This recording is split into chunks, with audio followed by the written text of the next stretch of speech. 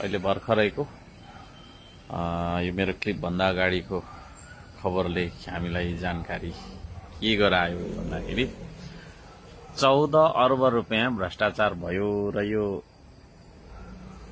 उड्डयन प्राधिकरणको हैन के भन्छ अरे महानिर्देशक प्रदीप अधिकारी भन्ने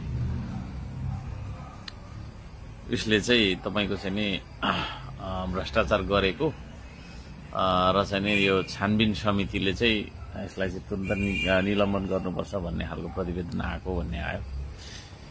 यो मान्छे चाहिँ मैले धरानमा एयरपोर्ट बनाउने कुरा लगेर त्यतिखेर हाम्रो मन्त्री चाहिँ सुदन किराँती हुनुहुन्थ्यो। उहाँलाई एप्रोच गर्दाखेरि के अरे यो मान्छेलाई पनि हाम्रो सुदनजीले बोलाउनु भएको छ। अनि त्यहाँनिर चाहिँ उसले चाहिँ किन चाहियो धरानमा एयरपोर्ट भन्ने किसिमले चाहिँ बहस गरेको थियो कि त्यतिखेर मैले उसलाई अलिकति झपारेको पनि थिएँ। यो साला फटा रहेछ हैन। अब यो फटा यस्तो चाहिँ नि हैन चोर टाइपको है, यो चोर टाइपको मान्छे यस्तो फटा मान्छेलाई चाहिँ अब नेपाल सरकारले तुरुन्त कारबाही गर्छ कि गर्दैन भन्ने हेर्नु छ। अनि यो अख्तियार भन्ने यो छ नि हैन, मलाई चाहिँ श्रमदान किन गरेको है, सहयोग किन चाहिँ नि मागेको भनेर चाहिँ मलाई सोधिराख्छ,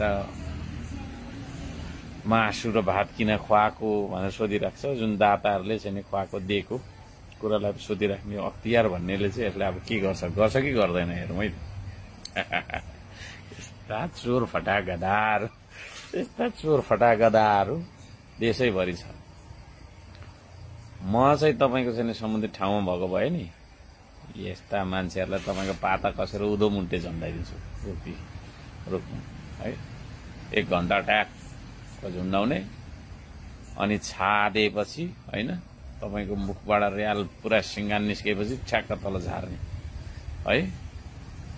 अनि रेस्ट गराउने केही समय, अनि सिस्नो पानी लगाउने त्यहाँ त्यतिन्जेल पनि रेस्टमा पनि, अनि त्यस पछाडि फेरि स्याट्टा माथि हैन उधो मुन्टे झुन्डाइहाल्ने, देशलाई चाहिँ डुबाउने है, देशलाई डुबाउने भ्रष्टाचारी फटाहार। र यो मान्छेले के पनि भन्यो भन्दाखेरि चाहिँ धरानमा एयरपोर्ट चाहिँदैन, विराटनगरमै छ, त्यसको के नियमले दिँदैन, मापदण्डले दिँदैन भन्दा त्यो पोखरामा झन्सारो त्यही छ हैन। विराटनगरमा त यहाँदेखि तपाईको चाहिँ नि अब विराटनगर त धेरै टाढो छ नि त, नजिक भयो अरे। अब विराटनगरको एयरपोर्ट बन्दाखेरि, विराटनगरमा एयरपोर्ट बन्दाखेरि मेरो कुनै आपत्ति होइन, ठिक छ बनोस्, त्यो पनि देशै हो, नेपालै हो।